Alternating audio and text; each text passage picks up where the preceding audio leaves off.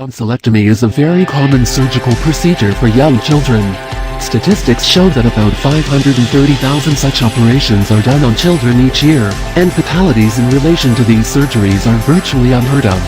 But a Detroit family is planning to sue a local hospital after their 9-year-old daughter died just hours after undergoing the procedure.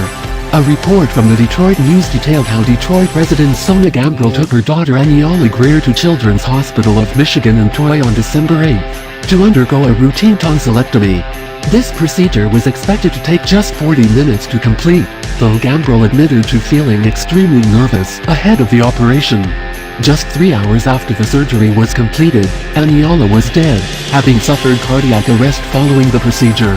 And with almost a month having gone by, her family isn't quite sure what had caused the operation to turn out the way it did. "I really wish I'd given her a kiss now," Gambrell told the Detroit News. "I still feel like I'm dreaming. Like, where's my daughter? Someone is going to come up and tell me it's all over. That this was a mistake. She can't die from something they do every day."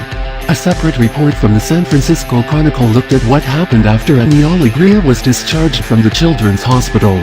According to the report, the girl was in and out of sleep after the operation, and Gambrell was driving around, looking for a pharmacy that carries the painkiller oxycodone, which was prescribed to her daughter but is hard to find on account of government regulations on narcotics.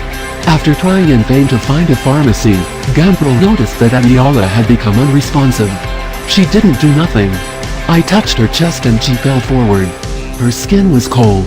The results of Aniala Greer's autopsy may only be in several weeks from now. But earlier medical reports hint that the 9-year-old girl may have had an undetected heart condition or an obstructed airway. She may have also suffered from complications after being administered anesthesia for the tonsillectomy. With the cause of her daughter's death still undetermined, Gambrell is accusing Dr. Bianca Siegel, the ear, nose, and throat specialist who operated on Aniala, of wrongfully discharging the girl if she wasn't in stable condition after the procedure.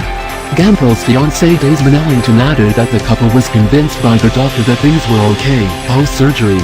In a statement made to the Detroit News, attorney James J. Harrington IV said that the Children's Hospital should have not released Aniala Greer due to her post-surgery condition. Under federal law, you can't discharge people unless they're in stable condition. I don't know how she could be considered stable when she died just hours after discharge. What was the anesthesiologist doing? What happened in the operating room? What did the nurses know? As far as I'm concerned, every single person who looked at this kid has to answer questions. I am furious about this. According to the Detroit News report, Gambrell and Harrington are preparing to file legal action against Children's Hospital parent Detroit Medical Center, though Gambrell had waived her privacy rights. This would permit the DMC to talk about the case without running afoul of the U.S. government's Health Insurance Portability and Accountability Act.